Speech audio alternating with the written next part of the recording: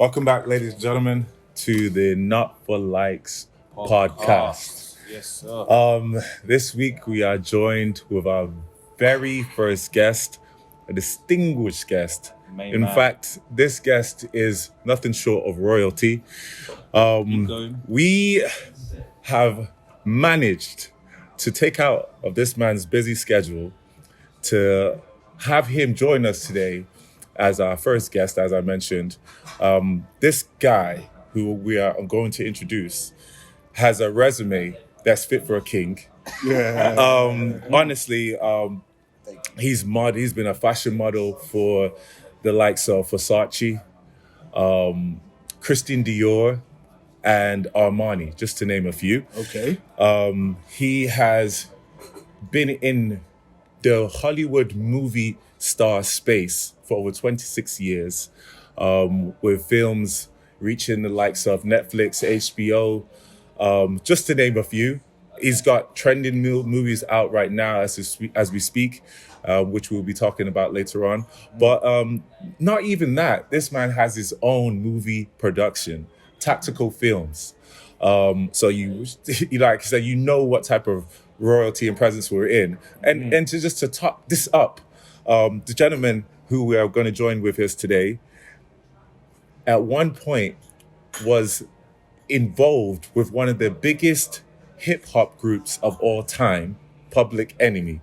Ladies and gentlemen, I mean, I could go on and on and on, but please welcome to the Not for Lights podcast with us, Oris Erhuero. Okay. Let's go. I love that. Thank you for joining us, my man. Thank you for joining us. Thank you. Wow, we've had a little stumble this morning, new location, but you know what? That's another footage. This is what it's all about. We're one. We will go out on our shield, and we do things which is closer to our heart and not for the outside validation. And that's why we're here today. And I'm going to allow Obi to take us here from now because my energy is really run. But can we get one more round of applause for our distinguished guest today? Thank you. Wow. So, listen, guys, I'm Dr. Jude, and I'm just got to give us a little bit of context. We actually are not in the studio that you've seen us in before. We had a slight issue today, but you know what? We weren't gonna move. We move. We're not gonna let you know what I mean. Yeah. Enemy of progress win this time. So That's so right. we're here with Oris. We're honoured to have him in the building. Yeah. We've got a slightly makeshift setup, but I think like that's where magic is made anyway. Right? We'll be fine. So I'll kick it off with the questioning then, unless that's all right. Yeah. Go for it. So Oris, I actually watched your new movie like the day it dropped, like on Netflix. But I'm going to get to that later because I want to know a bit more about the man because I was reading about your history and everything you went through, and you've got a really inspiring story. Like, can you just tell us about your upbringing? Just like start at the beginning. Where was the man made? So I was born in London. Then I was I like to say shipped off to Nigeria at the age of 4, where I stayed from 4 to 13, 14, and that's kind of where I feel my roots really, was where the foundation of who I am today really started. I was saying that to my uncle last night. I said, Uncle, I'm so glad of those times in Nigeria because it really saw me through everything that I have and I've become today. Thank you. And I gave him gratitude last night. And, so from the age of 4 to 14, I came back to London, and it's a bit harsh. But I had my eyes either, okay, if I can't go back to Nigeria, I want to go to America. So 15, 16, I was plotting. In between that, of course, school, 80s, hip hop. And it was true that hip hop community, the likes of African Bombada, Public Enemy, the whole Def Jam where they were coming into the UK, I started to plant the seeds, make the connection. So we were very fortunate because I was part of a group in that era in the 80s. Our hangout spot was Covent Garden, Charing Cross. So we used to break dance. So I was part of a whole driving force of hip hop in the UK. A lot of people came out of that. You know, you had the Cookie Crew, London All-Star Breakers. So we were heavy into hip hop. So we were in with the likes of New York City Breakers, Rocksteady Crew, with these people when they come over, African Bombada, Grandmaster Flash, you gotta understand. But what our generation and the way we did it, we kept in contact with all these people with the hope that one day when we land in New York, that connection would continue. So now, keep in mind, of course, many of us, we had our schooling, we had all that stuff going on, but it was after school and those peak hours, those moments of us hanging out, breakdancing, rapping, graffiti, all that stuff, you know, was really where the foundation was laid. And many of us will go home and our parents will beat the life out of us because we were supposed to be in school. Then we go from school to Covent Garden to Charing Cross. Yeah, we go back spinning, breakdancing, concerts coming up. So we were at an age where, as young as we were going to nightclubs. Not for what you think, but to break dance battles. Like this crew is coming in, okay, we're gonna be the Camden Palace. It was on that level. It was for us, it was serious. So we did the school thing, the uniform, but once we got home, that uniform came off and the Adidas and the show tops and all these, you know, hip hop thing came up because that night you never knew who was gonna be in town.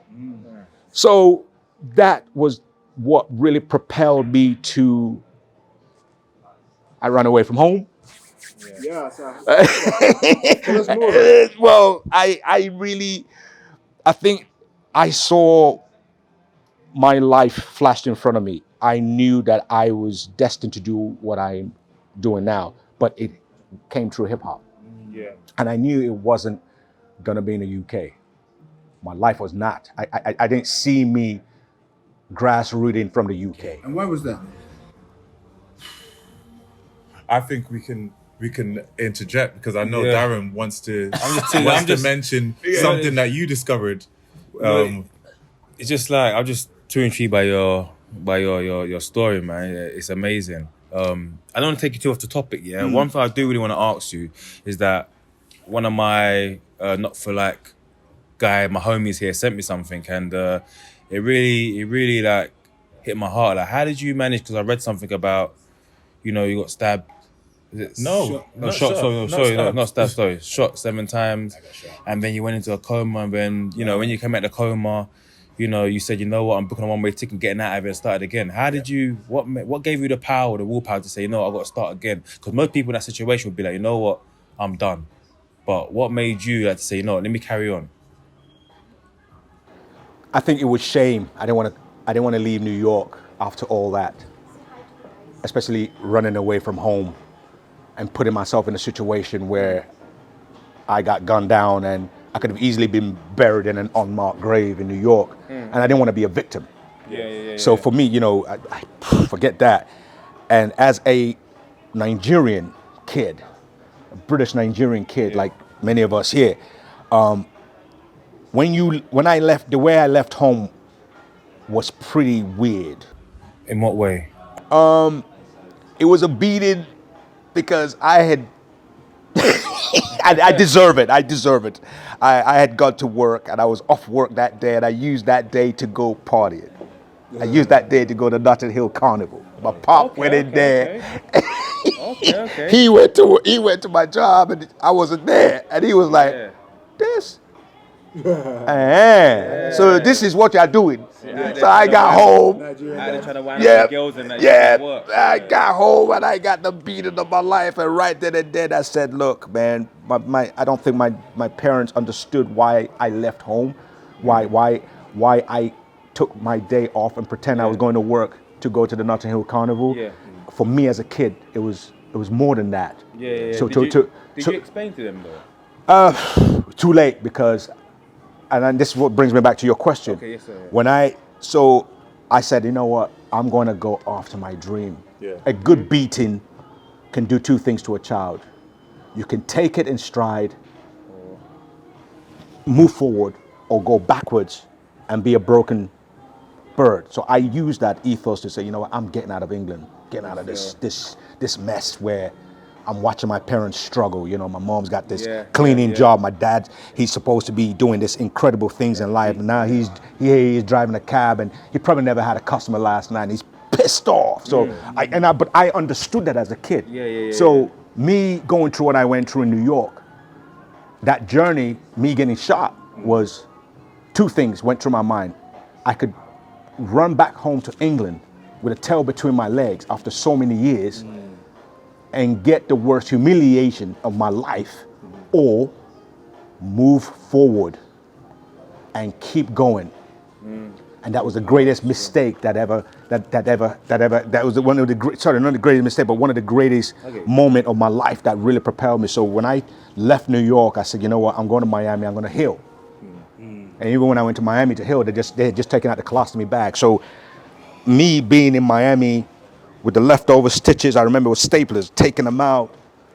You know what I mean? I'm still thrown up from the anesthesia. You got to understand, I've just gone through this very traumatic situation. And I think me living New York was putting the hip hop things and all that behind and wanting to go into what I was destined to do, which was acting. Yes, sir. You know, At the time when you hear stories like this, especially from your background, I mean, these are the storylines that make blockbuster films. You know, the likes of Tupac Shakur, 50 Cent, Curtis Jackson. You know, when you hear these type of stories, it's almost like unbelievable. You don't really get to hear the success story. Here we are now, all these years later, and we're sitting here having a drink, discussing, you know, what may have not possibly could have happened. But what I want to know is, you know, as much as, you know, because again, these times when you hear, I'm sure if I was an employer and I was to have a candidate coming in for a potential hire or job, when I hear a story like that, I'll be terrified. I don't want to, you know, bring any distraction or harm to the workplace. But you've really gone rogue, and you've, you know, pioneered yourself into, you know, in those times, this is probably the most dangerous careers to even be in. Hip hop. That was, I mean, this is NWA, you know, this is before NWA.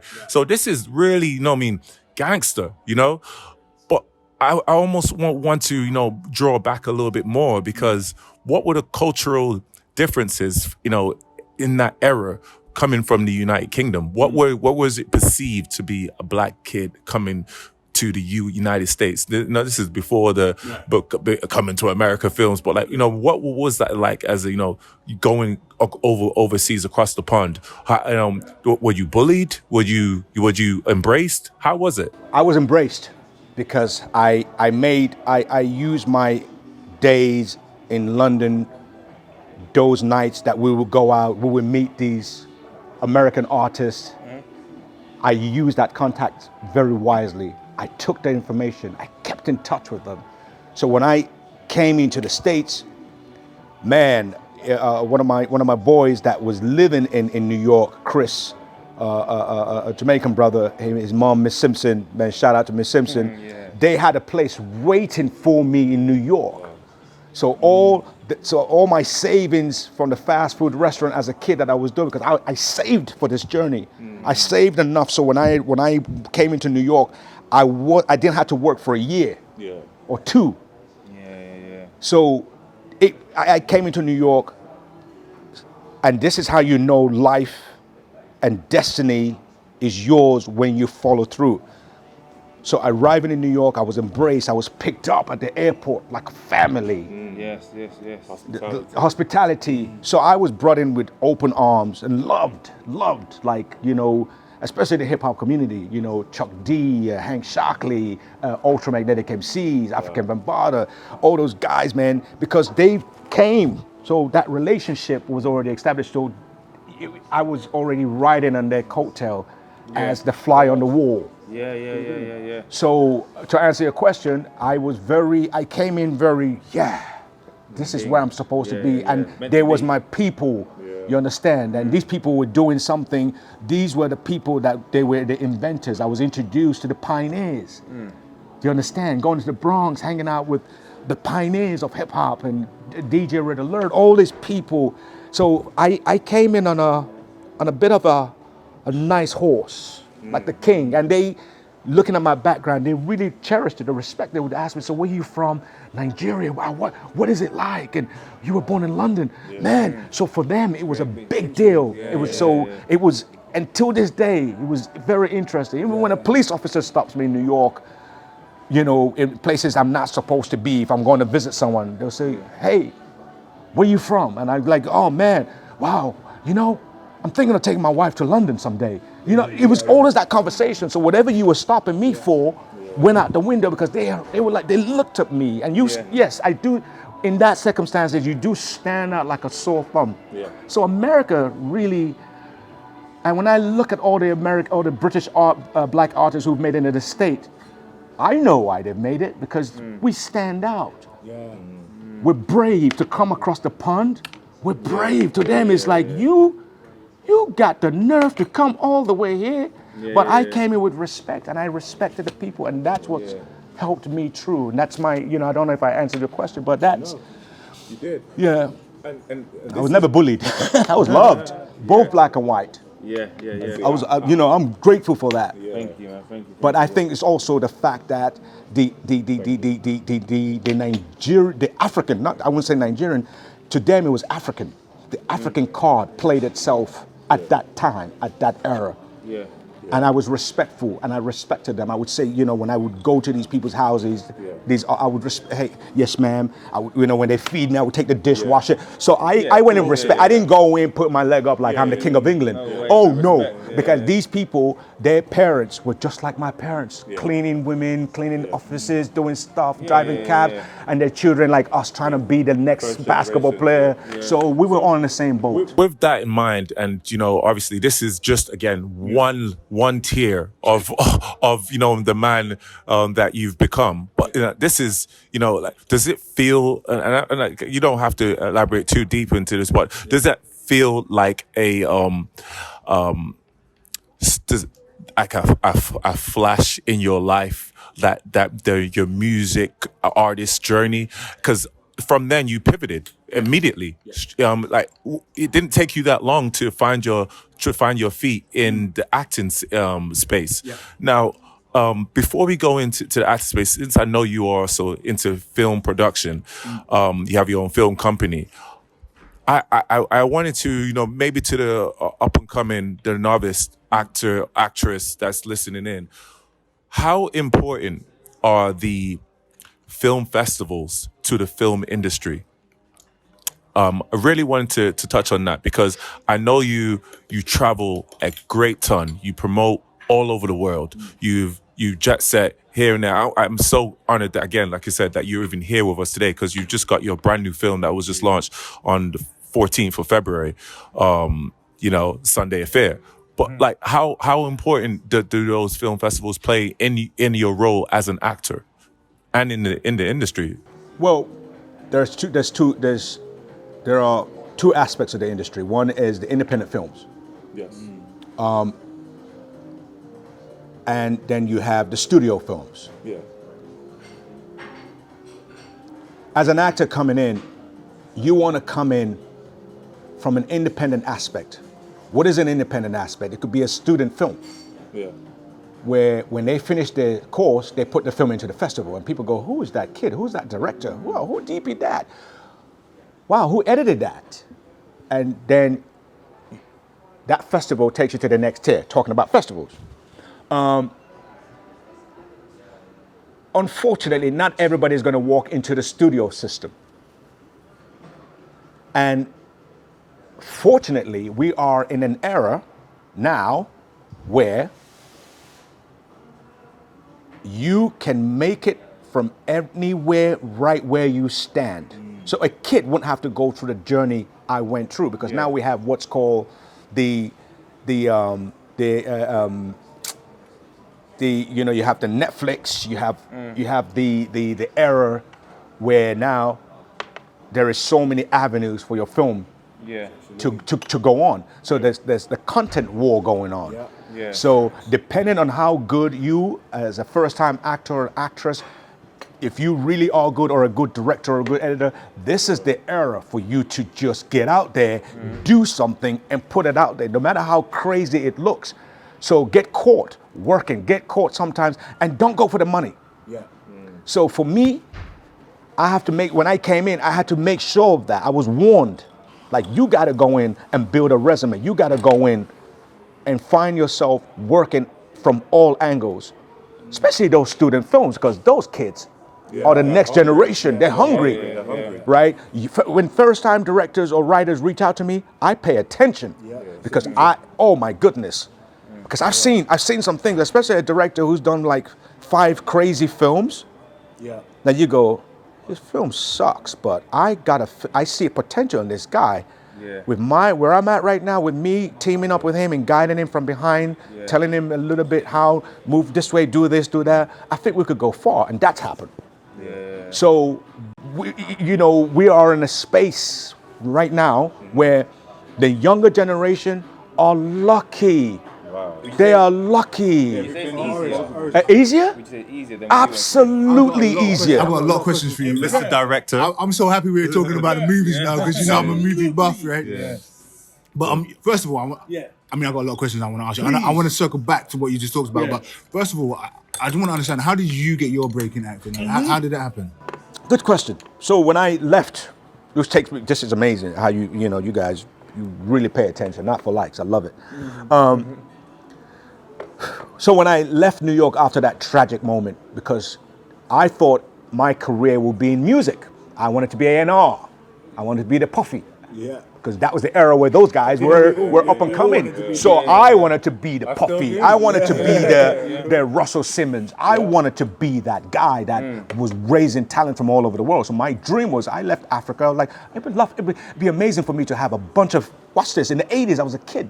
It would be amazing for me to have a bunch of those talents out of Nigeria. What would it be like to get the next Sunny Day, the next fella?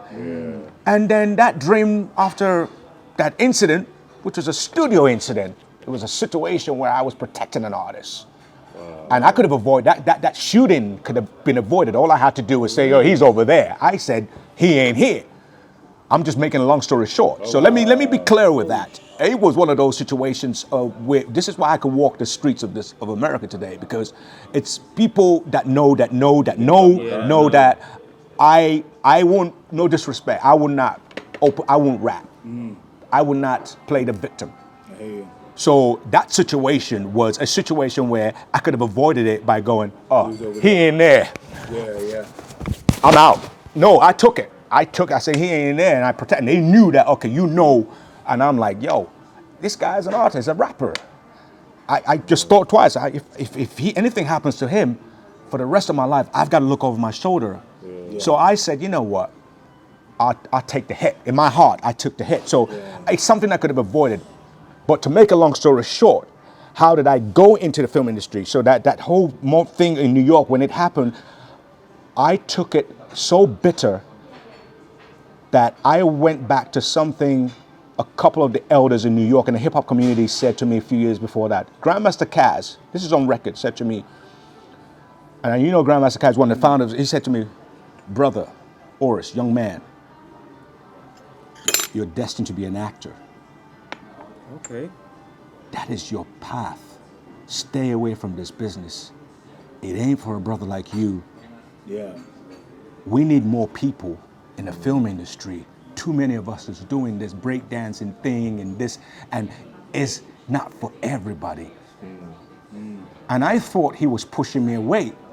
So fast forward, when that whole thing happened, and I'm in Miami, met a photographer, Mr. Zabra. He said to me, I was waiting tables one day, serving what I do, whatever, making lovely tips, because my intention was I would move to Miami, go nomad, go under the radar, mind my business, have nothing to do with the music world, get a job as a waiter, save some money, save some tips, and maybe own a restaurant or something one day.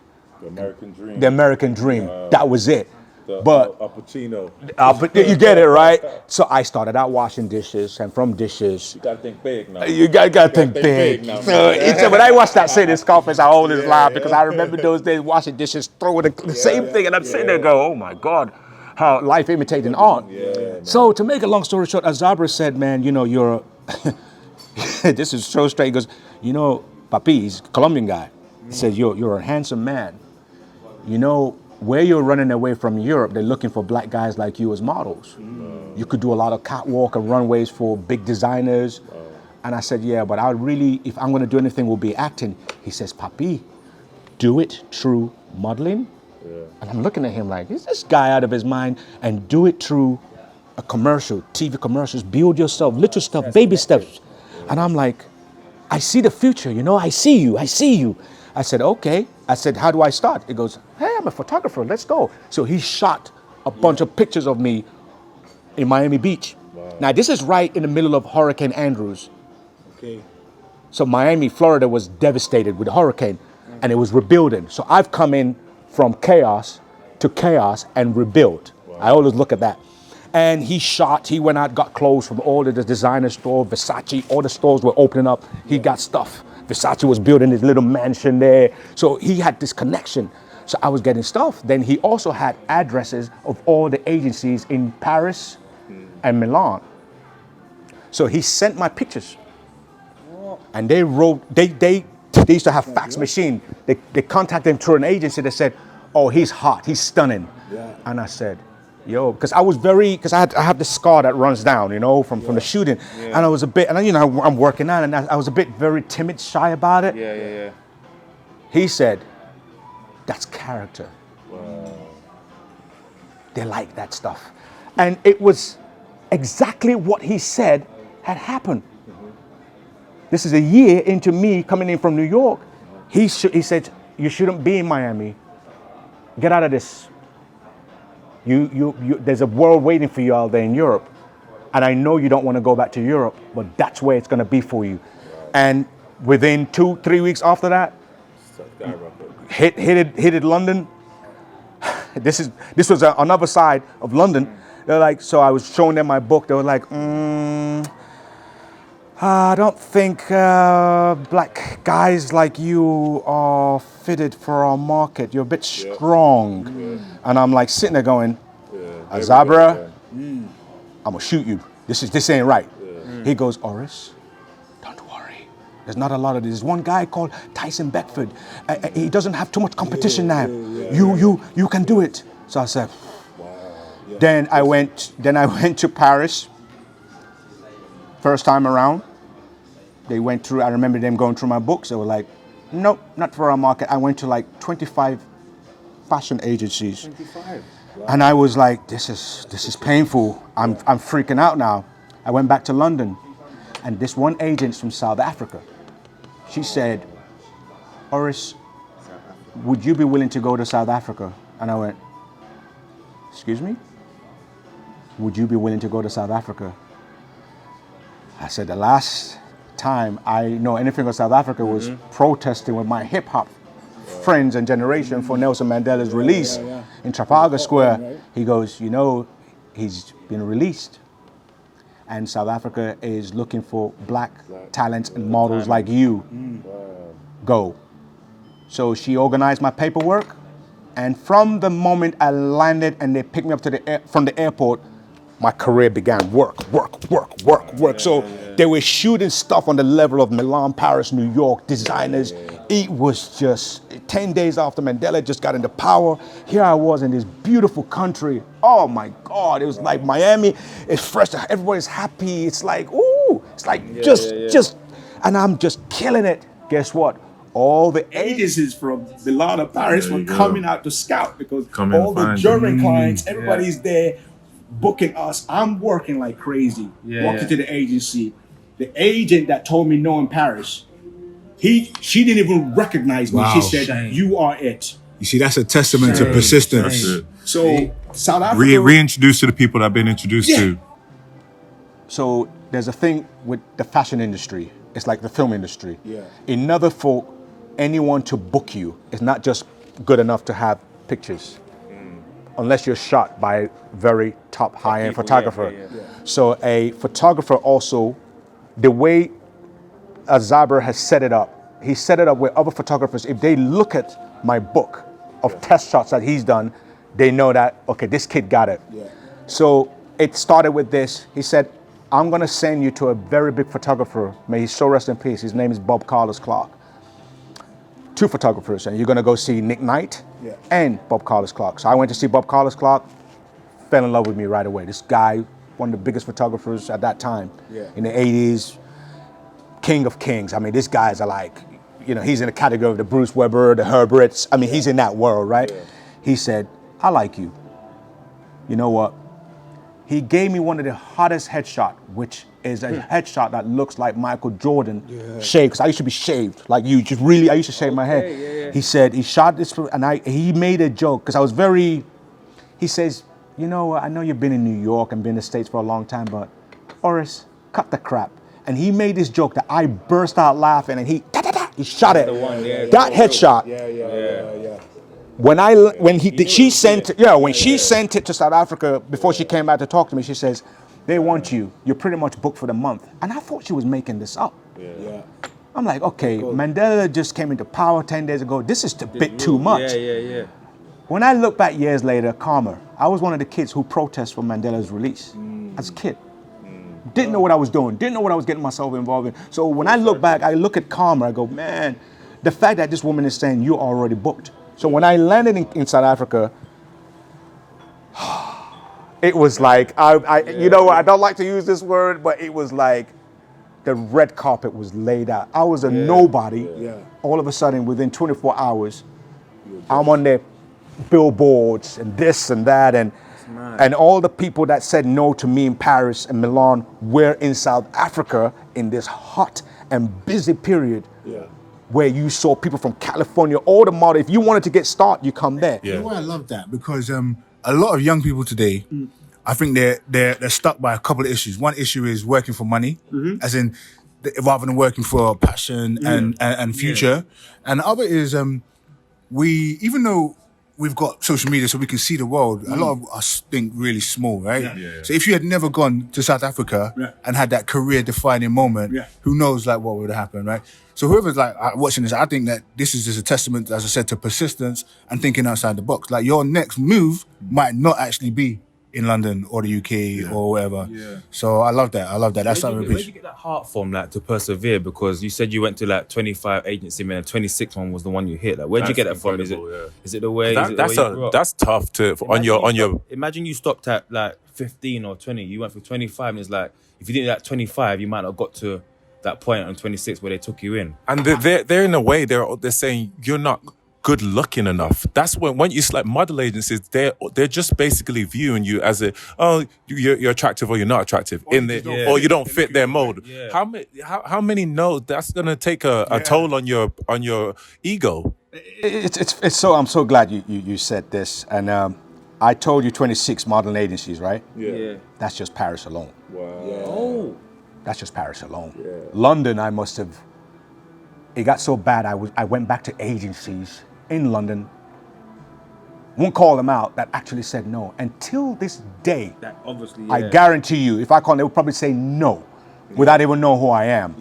One woman said, I'll never forget this. She said, what is your goal? I said, well, I would like to, and this is in London, sweet London.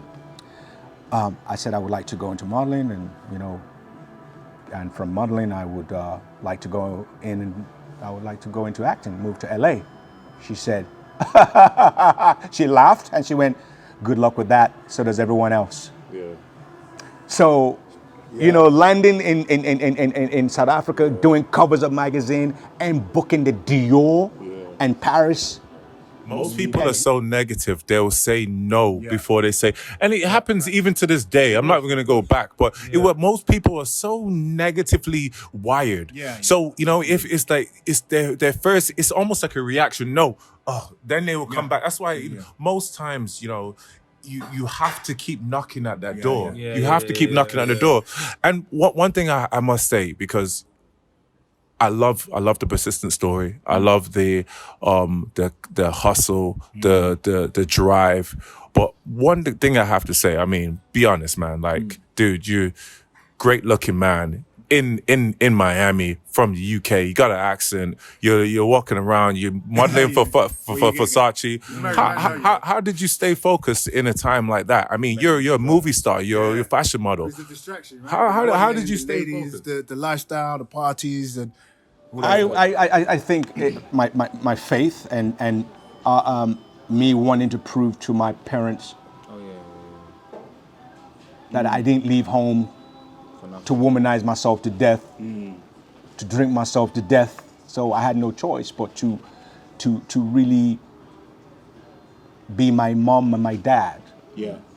You understand? And I think that New York situation shook me up. It leveled me up because I could have been dead and we wouldn't be having this conversation today. I would just be another dead black kid in an unmarked grave. And only the people that would know were those people that stood by me. You know, at that time, I'll never forget. I got to give a shout out to my ex-girlfriend at that time, Alex, my Argentina.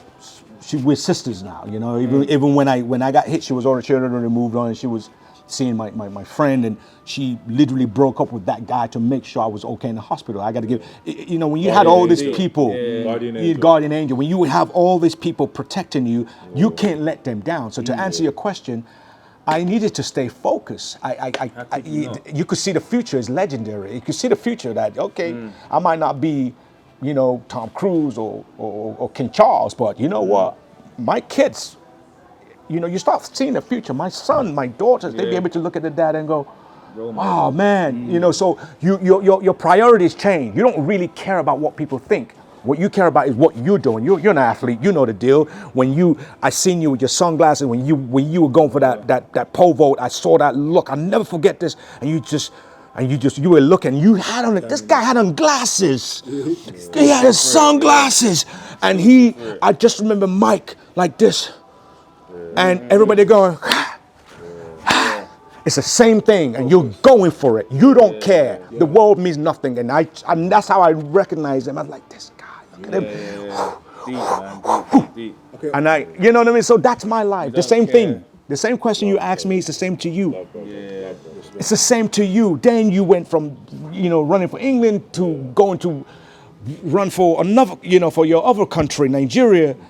Same thing. You focus. You actually kind of put on this horse thing and go, I need to get there. You're not doing it for life. Yeah, because I don't come from dynasty of athletes or you know or actors or artists. Yeah.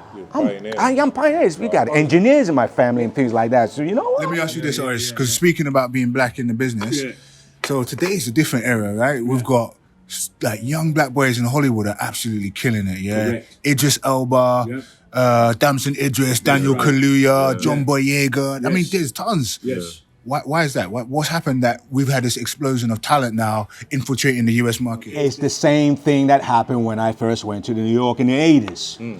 We have a certain spark. Everybody likes everybody at the end of the day, Now. you know. It's easy to see the spark now. It's the same thing when the Beatles went out there, when Rolling Stones went out there. Why was that? Because they came in with a certain, you know, at the end of the day, one of the beautiful things about America, and I need to give thanks to all of America. Man, the Latinos, the Italians, the American, all of them, you know, there's something I like about America. It is the land of opportunity. You got what it takes and you walk into that place and you own it, you're gonna work. You're gonna make money. It's a fact. And you know, it's also, keep in mind, America is the gold rush. It's built on many different aspects. So they say, okay, look, man, sorry about slavery, sorry about all that, but nice to meet you. Let's work, let's make money together. That is why these guys, every one of us can go in there. But we have to acknowledge that, we have to respect that. We have to be very careful with that, because there are also a lot of incredible Black American musicians and actors. You know what I mean? And the secret to that success is We know our place. Yeah.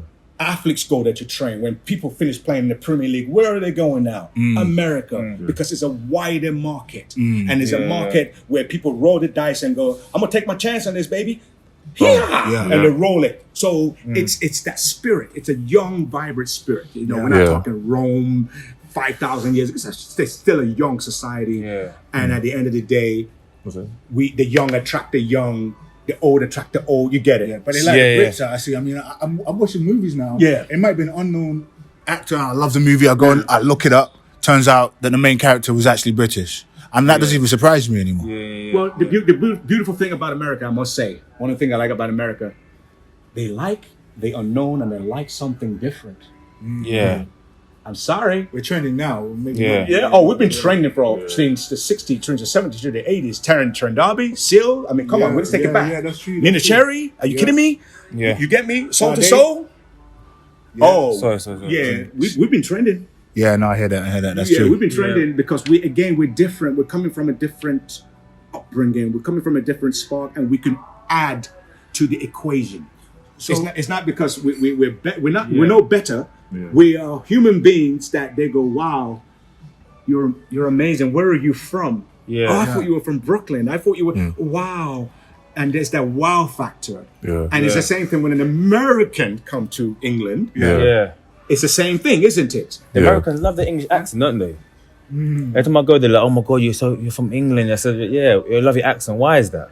It's the unknown. Everyone loves the unknown. Yeah. If most of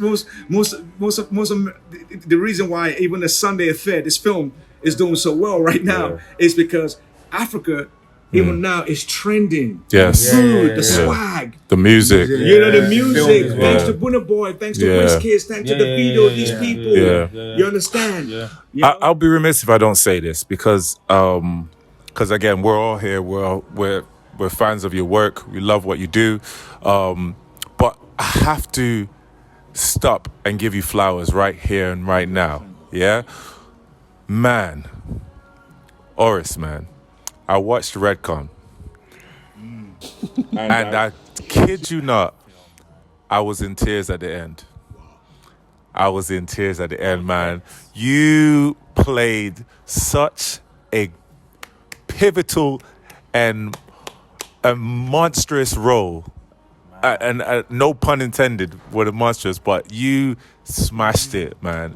And I'm so glad how much you represented us and you delivered. Because I had no idea what to expect when I started the movie, like, here we go. Where are they gonna portray us? Yeah. But man, you was the guy. Yeah, man. Appreciate it. Honestly, man, I have to give you your flowers on that. Amazing.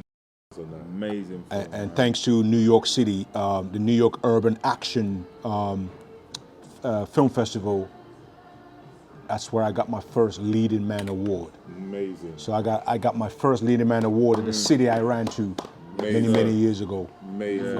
It was that film Redcon 1 went to over 48 festivals and won, I think, for a horror, almost 28 awards. Incredible. And what's interesting when I see these horror stories, the one on HBO and all this thing, something about us, that is Redcon. You know, at the same time, there's another film that came out, the Army of the Dead. And in Germany, when they renamed Redcon, it was the Army of the Dead. So I thought we had something. It's not for everyone, but you can't compete with 14 to 35 to 45-year-old men and women, 14-year-olds. And when we went to Comic-Con, I realized, and that's when I realized, you know, my partner, my wife said to me, honey, and my friends, because I struggled doing that film.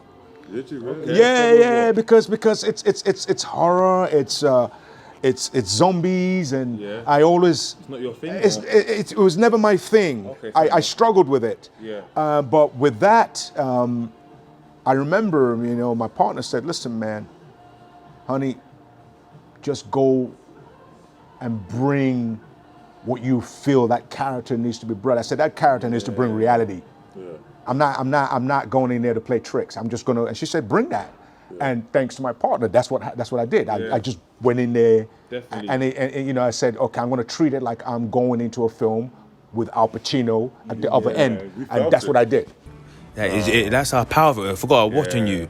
If you know what I'm Someone trying to you're gonna say, have to sit down with. Like I'm not just watching it to say, okay, I'm watching it because we're gonna interview him. Like, I Yeah. forgot where I was, and that's what I love that. about Can I ask you a question? the power. Yeah, go on. Because what you just said. Listen, I'm a firm believer in picking your craft and perfecting it. Yeah, it doesn't matter. Like I'm the kind of guy I'll do 100%. If I'm running a coffee shop, I'm gonna do research and I'm gonna be the best barista. And how did you become a great actor? Because a lot of people talk about I want to act. And when you got your first break, did you have to go and get lessons? Did you get coached? How did you get in? Or is it about, when people say as well, they say like these days to get somewhere, it's about who you know. Yeah. Does that play a part as well, or what would you say? Talent or work ethic? Like how do you get your foot in the door?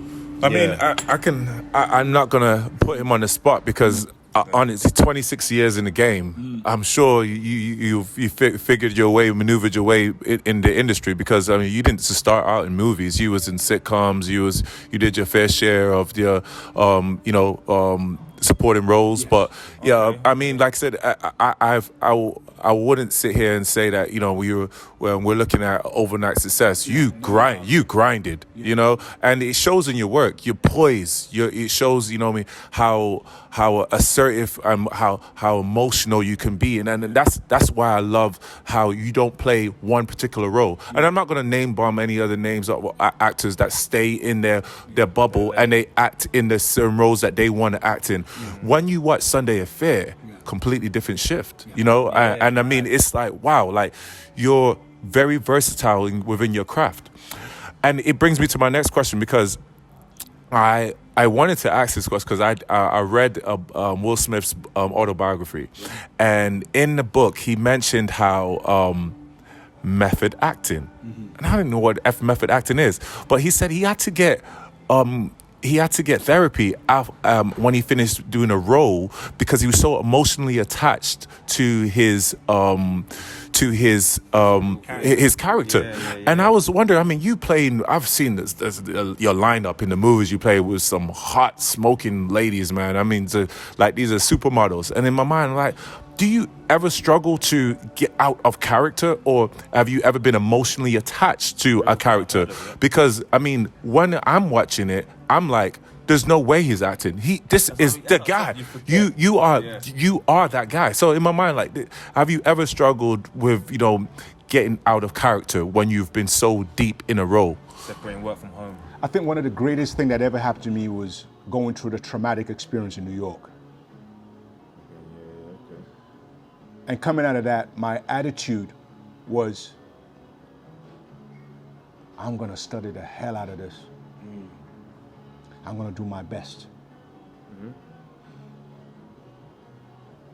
And one of the greatest advice I got when I started my first TV production that led to the career, of course, was in South Africa, which was The Adventures of Sinbad.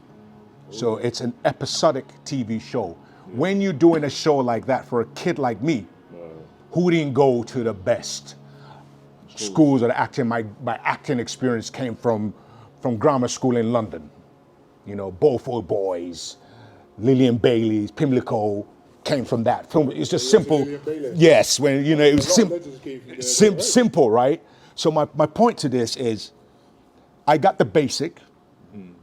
And the reason we in England do theatre, Shakespeare, all that stuff in school is to go out and build confidence. Okay. Whether you're going to be a doctor, an athlete, right? Okay. Now, back to your question. I was always told by a lot of earlier in my career, submit, serve, bow to the character with respect, give it everything 110, 15%, and don't sleep. Wow. You treat it like you're going for an exam, because you got one shot. Give it 100, yeah. Give it in there. You got one shot, because the least you can do is give it everything. So the one time in my life that I struggled in all of this process was when I did Sometimes in April with HBO. It's about the Rwanda genocide that took place in '94, where 1 million people were slaughtered within 30 days. And one of the person that led that was my character, a radio DJ, disc jockey, who was inciting the violence and telling people to go out and kill that tribe.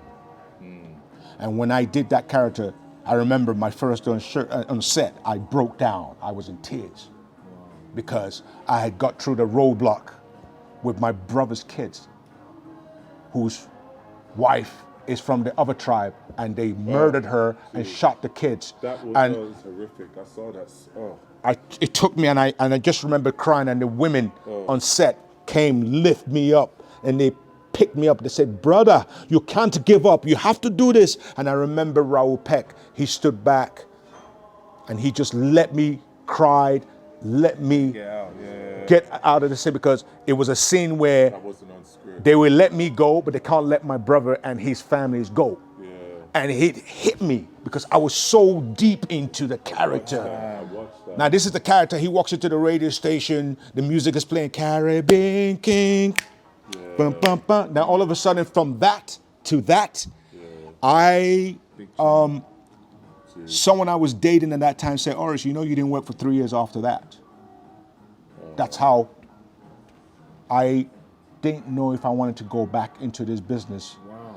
And at that same time, I was going through a divorce. So I got hit. A lot on your shoulders. That all just came at me like, and what I remember saying to myself is, brother, it's not over. You're just beginning. Get your butt up and get going, and stop feeling sorry for yourself. So I go, and that's why it's very. I was warned never to be typecast, to make sure I take on roles that I have never done in my life and go deep and lose yourself. You got too much experience that you cannot. Because my kind of experience are not the kind of experience that you can, your experience, my experience, our fathers, our great-grandfathers, these experiences cannot be taught. You have to earn this experience. You have to be willing to go for this experience. So that is how it's worked for me. You can have all the best coaches and the best teachers, but you never fall in love. Go fall in love. And I was always told that I would really crack as a black man, and this was told to me by a lot of white female casting directors, and I thought they were being racist, but actually it was a great blessing. They were telling the truth. They said, as a black man, you are really going to scratch the surface in your 35 into your 40s. You're having fun now, have fun. Because all of your life experience is going to define you and help you through. Not the script. Not the coach you've been with. They're helpful, but it's that dialogue, it's those experiences, looking yourself in the mirror and having that conversation and looking into your life and looking into your past and going like this, and that's what's helped me where I'm at. Is there actors? Yeah, so after that scene you acted in 3 years, that's a lot of time. Yeah. What made you go back still? Hearing your story during this podcast is like you always have that perseverance, which is what I'm very intrigued about. So what in that 3 years made you go back though? It's a long time. Some people would have just let it go. I went into work for a jeweler. Okay. The jewelry business, and the money was beautiful. The money was just so. I was like, oh, get 15-20%. Yeah. So, and he encouraged me. He says, Oris, you really have to go back. He's a Nigerian brother too in LA. Oh, yeah. He said he's one of the hottest jewelers on the planet. He says, you love this game, you love fashion, I see that, but that's not your calling. You have to go back. When did he tell you this? After the 1 year, 2 years? I think it was 2-3 years. Fair I was enough. going through all that stuff. Yeah. I was making money hand over fist because whatever I sold, I got 50%. So if I'm selling a bling to one of the biggest athlete in the world, I'm getting 15% of that. What do I care? Yeah. I'm like, I have to go back there. That's what I'm thinking. He was like, Love that. well, that's when you're going to fulfill your happiness. Yeah. And that's when I stepped back into the game, and that's when things, that's when my peak started. I had to go back. You became stronger then. I became stronger Yeah. because he reminded me. He says, "Remember what you went through. You've been through so much. You can't walk away. You've been through so much. It's not. You're not done yet." Oris, let me ask you. So now, I mean, I love when I see actors reach this stage of their career when, like you said, they've got that life experience, and I've read somewhere. I think you're transitioning now. Like you're spending a little bit of time behind the camera now, on the directing and producing side. What's that like? So I've been running away from that for a long time, and in order for me to be involved and do the kind of work I want to do, and also give an opportunity to the next generation, I have to take the lead. That's my mission. Yes. So, and it's funny enough because now I'm getting more stuff in front of the cameras. I'm now getting bigger roles and bigger stuff to bite. And you're gonna laugh if I say this. I've not had an agent as an actor in almost 6-7 years. So Wow. all the stuff you guys have been seeing the last many years, it's people coming to me direct. I'm the one that's been ducking. Like I don't want to, I don't want to insult people because what I find with some agents, especially the newer agents, bless them, they don't spend time watching your work. You see how you guys, you know of my work, you've watched my work. There's a lot of actors out there, and I come from an era where casting directors will go and watch, before they see you, they will go and watch your work, like you guys are doing. They will do the investigation, they will do the due diligence. So they already know when you walk through the door, half the time it's not about reading to get the part. They want to know more about you. Then they pick up the phone and call the studio and go, "We got your man," or "We got your woman." Yep. But the new generation now, they can call, they could call a Al Pacino into the room and not know he's Al Pacino and try to offer him a 2-line serving coffee. Wow. Jesus. Because you understand, without knowing that this guy is Al Pacino. Do you know who this guy? So we're dealing with that generation now. Yeah. So I'm dealing with a generation that know me, producers, money people that pick up the phone and go, "Oris," or they'll reach me through Instagram. Thanks to social media, they go, blip, blip. They go, "I need to talk to you. Can we meet up? Where you in New York? Okay, let's meet up for coffee." That's me now. That's where I'm at in the world. So, for me now to take an agent on, man, they're gonna have to work. You're gonna have to earn. You're gonna have to earn. Say that? Do you prefer that, or just you have to just go with the flow these days? I'm enjoying not only being in control of my destiny, but being around people who, like you guys, who are aligned with my destiny, just like I'm aligned with your destinies. Yeah. I'm enjoying that because otherwise, I want to be happy, and so everyone has to earn your respect. Yes. People have to know who you are. Of course, yeah. You understand? You have to earn that respect now. You have to earn that. You have to know me. Take time to know me. And you asked a question earlier on, which was, is it who you know? Yeah. No. No. It's what you hear a lot. In this day and age, in the last 10, 15 years, the who you know will run away from you if you come asking for work. Wow. Okay. An investor or a millionaire friend of yours right now in the world wants to talk to you because you are cool. Let's hang out. Yeah.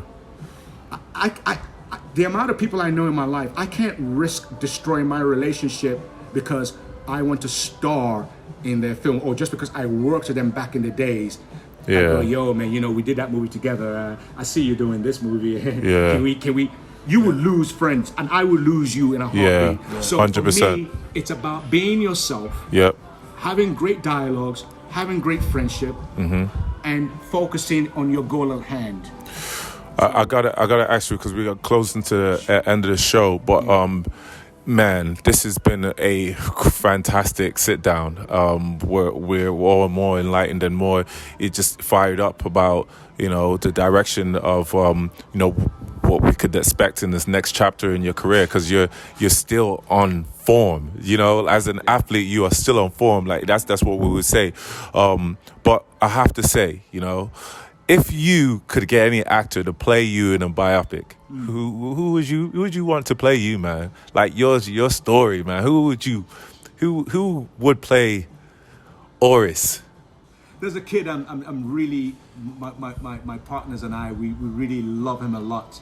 And my wife said he's a younger version of you, man. I really like him. He was in Top Boy. Oh, okay. You talking about the main guy, Michael Wood? Michael Ward. Michael Wood. Okay. Yeah. Right now, Yeah. I love. Yeah, he's I just good. He's love good. The kid because energy. He's just real. Michael Ward, man. Like, hey, man. For me, Let's get him on here, man. That's it. I love Damson Idris. I love Yeah. him, and it's quite a lot of there's a lot of them out there, but those two right Yes. now constantly, easily play my Yeah. brothers in a heartbeat. Really? Yeah, because Yeah. you see me, Sunday, I shave. I mean, I Yeah. know how to clean up and just so those two guys. Yeah, They have that. Love and I'm that. praying that once they get to that 35, 45, I don't think they really at their peak. I don't Yeah. think they're scratching the surface yet. Yeah. And that's a compliment. Yeah, of course it is. Yeah, that's Yeah. a compliment because Ahead of the game. because I didn't really start scratching until I Yeah. was in my 40s. He was phenomenal. They gotta get you right, man. And he's just Yeah. shout out to him. Listen. And that's because when I've seen pictures of them and I see their moms, Okay. parents, Yeah, like yeah. my parents, the same. Love it. It's, and that's Love that's what we need, And Oris, I mean, this is again, we at the time of the episode when we usually ask Dr. Jude to drop us with some gems or some take home messages. What could you leave the viewers here today that are tuning in and again they've listened to you today, but they still need that extra that spark. What would you leave them with as a nugget? We've gone past the black and white era, whether you all like to hear it or not. Speaking to me. We've passed I am black because I'm black, because I'm this, because I'm that. You can create your own path. Love that. It's a lot easier now than it was in my time, my parents' time, my great-grandparents' time. Do it, they'll come. Somebody will watch it. Cook a meal. You're a good. You can cook. You cook. Trust me.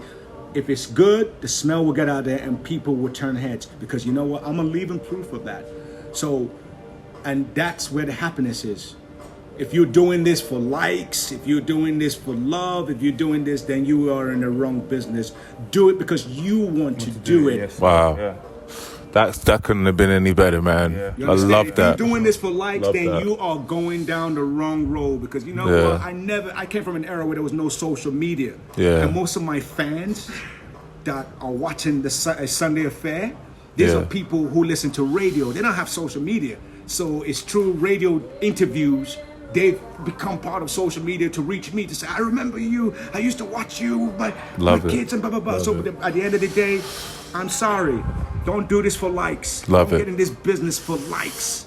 Love it. You do what you want to do and know your worth. sir. And your worth doesn't mean you're going to get £1 million or I'm Yeah. worth £1 million. No, sometimes you got to do stuff for free. I've done a lot of stuff, and the reason I became a producer, I'm doing a lot of stuff where I come in as a producer because the people cannot afford to pay me. I say, fine, sure. You know what? Bring me in as a producer. They say, well, you're gonna take. I said, no, I'm going to lead. I'm gonna make the phone calls to the distributor. What do you mean? Yeah. I'm gonna eat. I'm gonna work for you, but here's the deal. Yeah. So at the end of the day, it's not about money. Yeah. Sometimes we may have to do those student films. We may have to support the next man coming up, the Yeah, next yeah. Of course. editor. Yeah. And you know what? He might not have money Yeah. to afford to pay you, but you'll be surprised that little thing you do, where it would take you. Because I am a living proof of that. Right, So it's not all about the money. Love it. That's Love it. what I can leave. Wow. Thank you so much. Wow. Ladies and gentlemen, you've really been in for a treat on this one. I'm speechless. I'm lost for words. I'm Mike, and this has been another episode of Not for Lights podcast.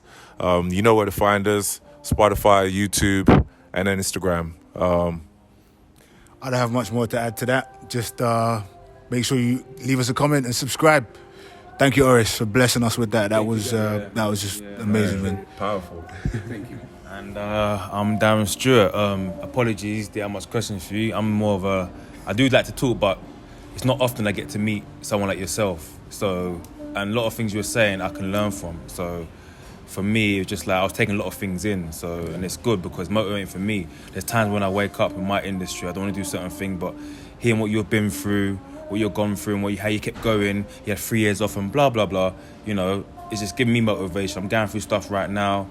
And like I said, every day I wake up, not motivated, but hearing your stories, it just motivated me. So I ain't giving much questions, but I took a lot of things in, and I'm grateful, man, because I'm going to go out there now and I'll probably won't meet someone like you again, do you know what I mean? So I'm grateful. Thank you for being here. Thank you guys for having me. I appreciate it. Yes, sir. Yes, Thank sir. you. I really appreciate it. Yes, sir. Know what you guys had to do to get here today, man. If y'all really know what really went down, Yeah. you To know, the next episode. Behind the scenes.